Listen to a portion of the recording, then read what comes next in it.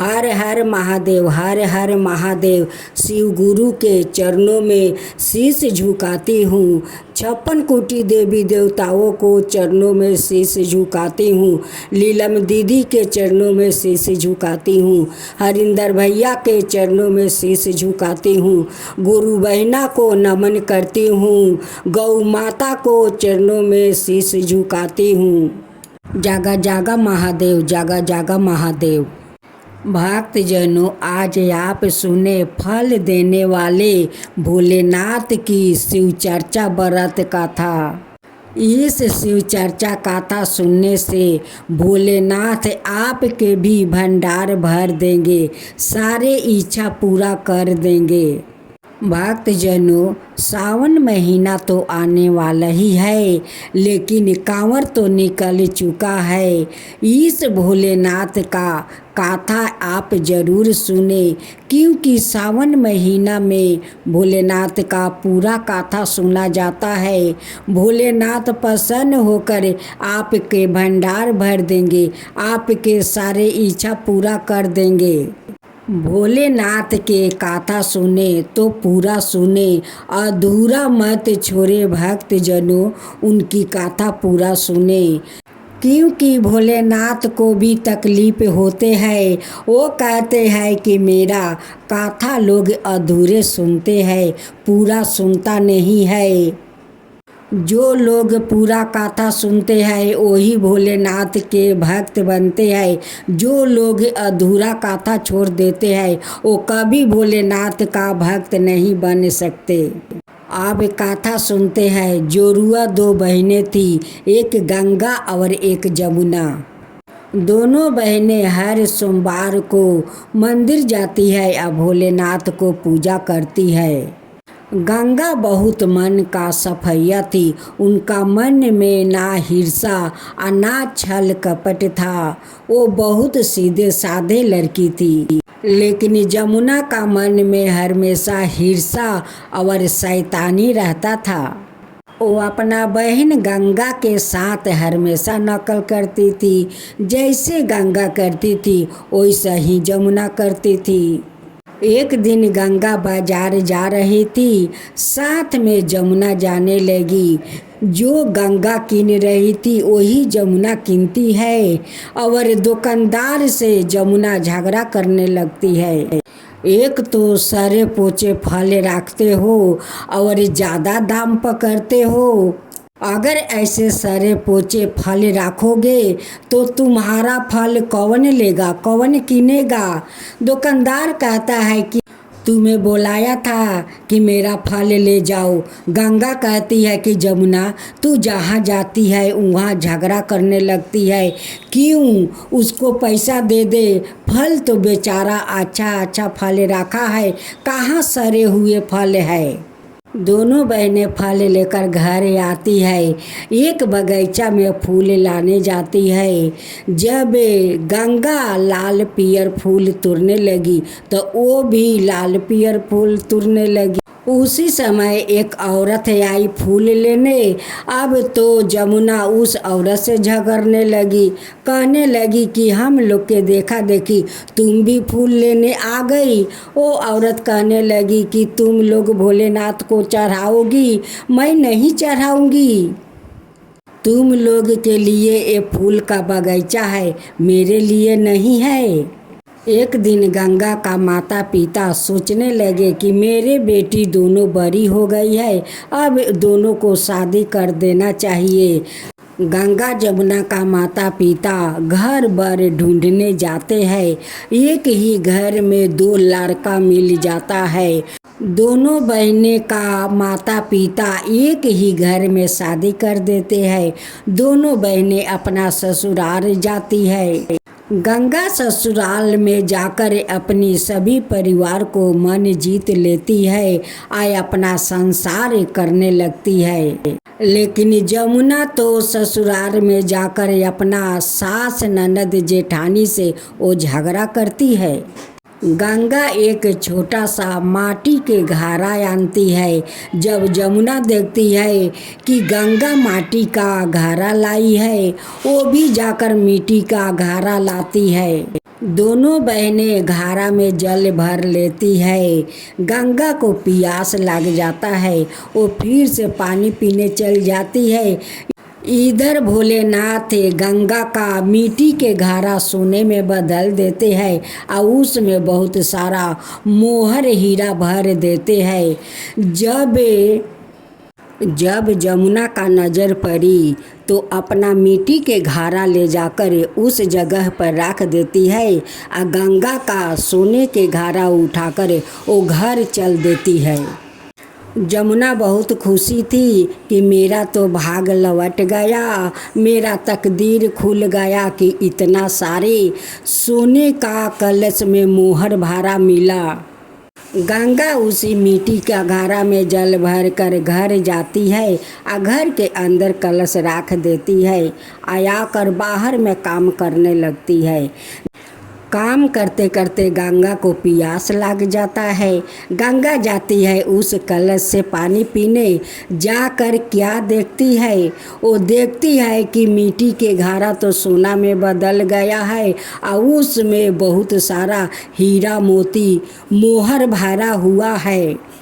जब जमुना अपना घर के अंदर जाती है कि मैं कलश को जाकर देखूं तो वो जाकर देखती है, जैसे उस कलश में हाथ लगाती है वैसे कलश फूट जाता है और उसमें से कीड़ा मकोड़ा हाडा बिरनी दुनिया का घर में पसर जाता है। जमुना ये सब देख कर चिल्लाने लगती है और चिल्लाते चिल्लाते अपना बहन के पास आती है। बहन कहती है कि क्या हुआ जमुना कि तुम इतना ज़ोर से चिल्ला रही हो? जमुना कहती है कि मेरे घर में बहुत सारा हाडा बिरनी कीड़ा मकोड़ा भरा हुआ है। उसी समय भोलेनाथ एक साधु का रूप धारण करते हुए आते हैं। वो लोग का चिल्ला चिल्ली देख कर कहने लगे, बेटी क्या हुआ कि इतना तुम लोग उदास हो, इतना चिल्ला रही हो, क्या बात है? भेष रूपी भोला जी कहते हैं कि ये तो होना ही था, क्योंकि छल से इस कलश को आना गया था। गंगा कहती है कि बाबा इसका मतलब क्या है? वो क्या छल किया है? बाबा कहते हैं कि तुम दोनों बहनें कलश लेकर जल भरने गई थी। मैं तुम्हारा कलश मिट्टी का सोना बना दिया था, उसमें बहुत सारा हीरा मोती मोहर भरे रखा था। तुम्हारा बहन जमुना जाकर अपना कलश वो जगह पर रख देती है और तुम्हारा सोने के कलश उठाकर घर में बहुत खुशी खुशी से आती है।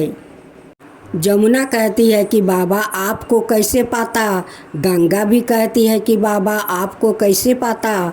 बाबा कहते हैं कि मैं तो सब कुछ जानता हूँ, क्या नहीं जानता हूँ, सबको अंतर के बात मैं जान लेता हूँ।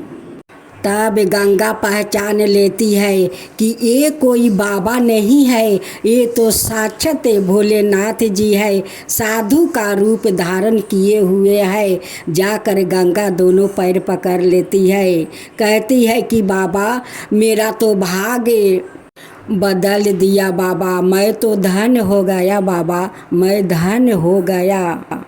भोलेनाथ कहते हैं कि जमुना तुम जो मेरी पूजा करती हो वो दिखावा के लिए पूजा करती हो, और गंगा जो पूजा करती है वो अंतर मन से मेरी पूजा भक्ति करती है। तुम छल से गंगा को कलश उठा कर लाई थी, उस लिए तुम्हारा ये हालत हुआ है। जो मनुष्य मेरा अंतर मन से पूजा भक्ति करते हैं उन पर मैं प्रसन्न हो जाता हूँ, उनकी सारे इच्छा पूरा कर देती हूँ। जो लोग दिखावे के लिए करते हैं उनकी वैसे ही हालत होता है।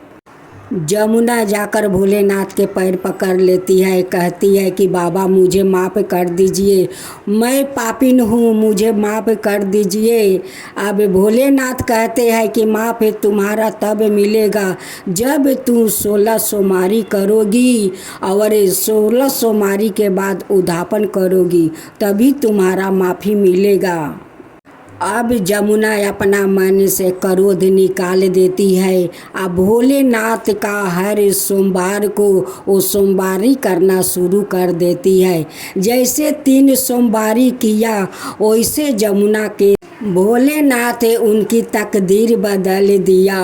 अब तो जमुना बार बार भोलेनाथ के धन्यवाद देने लगी कि हे भोलेनाथ, आप मुझे अच्छे रास्ता पर चलाया है, सच के राह पर चलाया है।